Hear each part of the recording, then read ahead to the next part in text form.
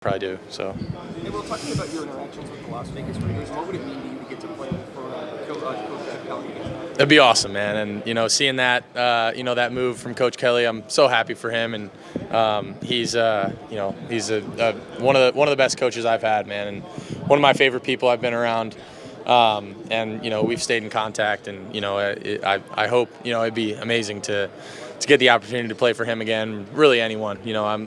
I'd be happy to go anywhere, man. But he's a great dude, and I'm just so happy that he got the opportunity that he did, and I think that's a really good place.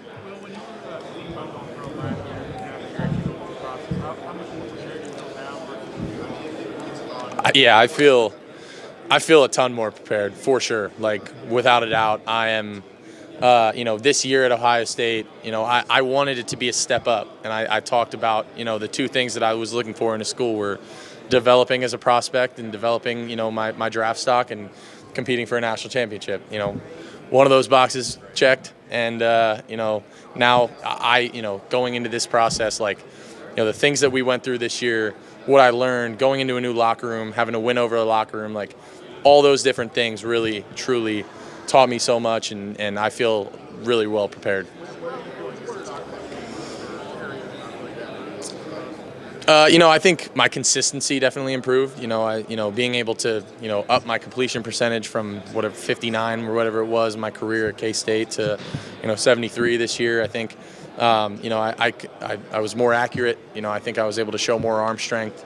I definitely probably didn't run the ball as much as I, normally did at Kansas State this past year, but really didn't need to. We had some dudes, back there to carry the load for me. But I feel like I just developed in every aspect of my game, and it was just a blessing to come to Ohio State, man. It was the best decision I ever made. Naturally, you come into that room and also you're taking over as a leader of that quarterback room, and obviously getting Julian a level behind. What do you think you impressed on those guys, and what do you think the fans should expect? Yeah, man, I think we just had a great vibe in that room, and we had a lot of fun together. And I'm excited for them to, kind of take over and be the guys going forward, because, Julian coming in, he's a little soft-spoken guy. He's quiet, but, now it's his time. Now it's Lincoln and Tavian and those guys, and I'm excited for them, man. I hope that I could have had, a little bit of an impact on them, and, gave some of the things that I've learned from some of the guys that were, above me when I was at Kansas State, like Adrian and Skyler, and some of the guys that I learned from there. I hope I could have left some nuggets with them and showed them, at the very least, how to treat people, and, how to work hard, and, all those different things. And I mean, I'm rooting for those guys, man. I'm pulling for them. We still stay in contact. So I'm gonna be pulling for the Buckeyes big time next year.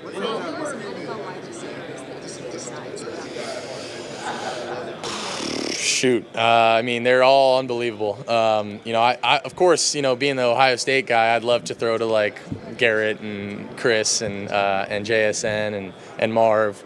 But I mean, you could go down the line. I mean, I've always really loved Devontae Adams' game. I thought his game was really awesome. I think the two LSU guys with Jamar and Justin are unbelievable. I mean, you go down the list. I mean, there's a ton. I couldn't pick one. In hindsight, how was Michigan able to have success defensively against you guys? I know other teams were able to last season.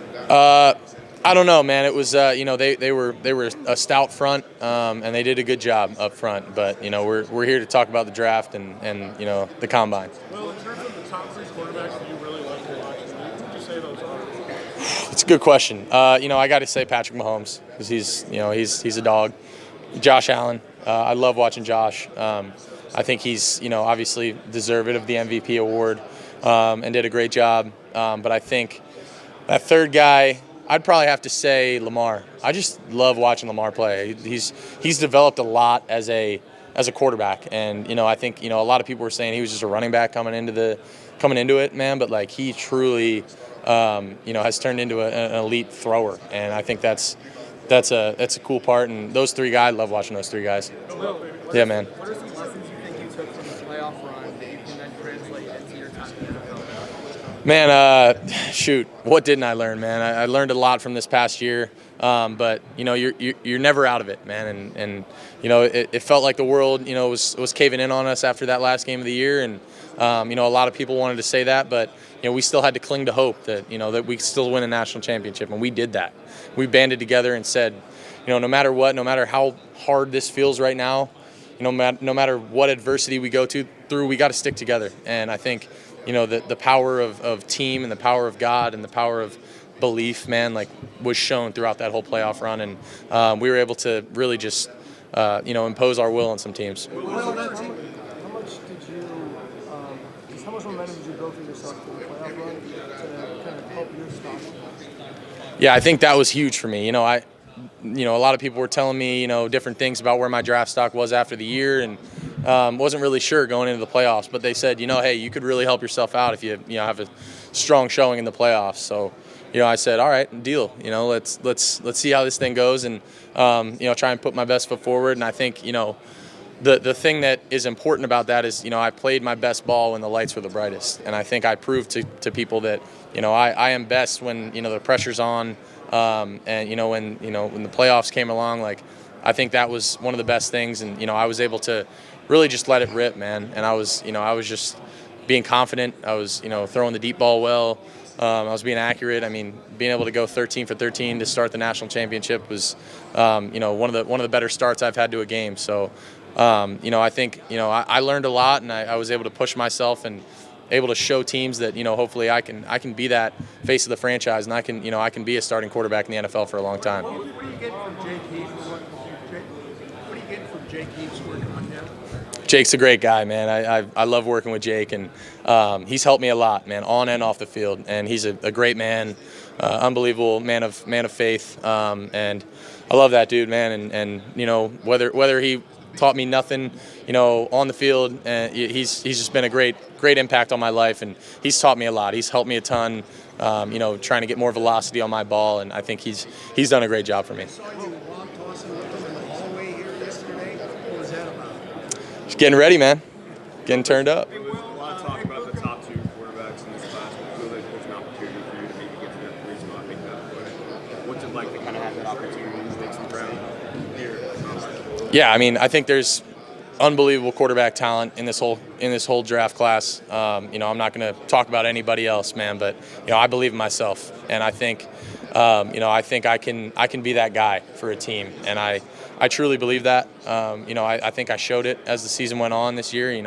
It's not always going to be perfect, and I think I was able to show, through the times of adversity and bouncing back from that I was able to, not let things get to me, and I was able to make elite throws and make decisions when the lights were the brightest. And I think, I just hope that there's a team out there that falls in love with me, and I still have that chip on my shoulder, man. I'm always going to have that. I love being kind of the underdog and kind of coming from behind, and I think that's where I thrive and where I want to be. Billy, man, my dog, I'm so happy for him, and if Coach Day didn't hire him as the quarterback coach, I would have had a problem with it. But man, he taught me so much this year. He was integral to my development, and he is absolutely, without a doubt, 100% the best man for that job. And I think he's going to be great for that room. He brings a human element to it where he's not that much older than us, so he's able to relate to us on, kind of a, guy-to-guy level. But he's also, able to lock in, and he taught me more than a lot of, guys in that role ever could have. And, he really was kind of the mouthpiece from Coach Day to me, Coach Kelly to me at a lot of times if they were doing anything else. He was really my personal one-on-one QB coach at times, and he was great, man. And I got all the praise in the world for that dude. He helped me so much. The things that we did on Thursdays, going on our walks, talking about every play in the game plan. What is each pass play?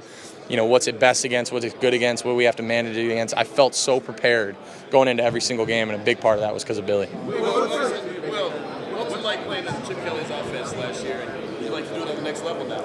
Man, I love Chip, and his offense is, he's an elite play caller, and he's creative as hell.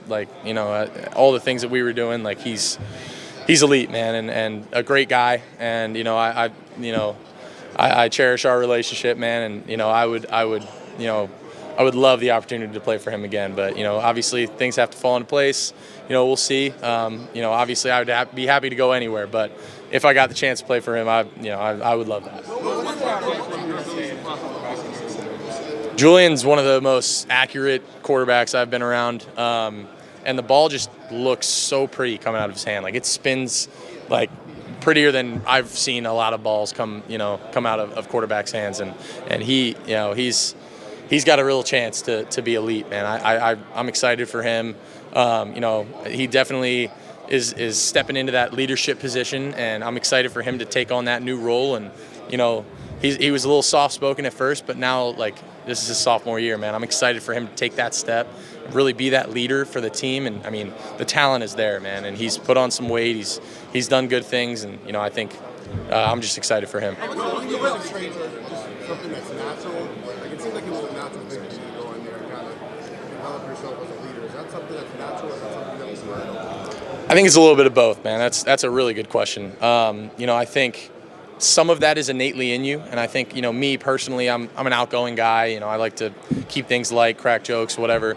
And part of that is just in you. But the thing is, I wasn't perfect when I got to K-State. Like, I was maybe a little different in how I approached things, and I learned a lot from the people in front of me, man. I learned a lot from my coaches at K-State, my parents, the people in front of me at K-State, just looking at other guys, at the college and NFL levels, trying to emulate their games and emulate their leadership styles. I think a lot of that, I learned, but some of it is innately in you. I think it's a little bit of a balance of both.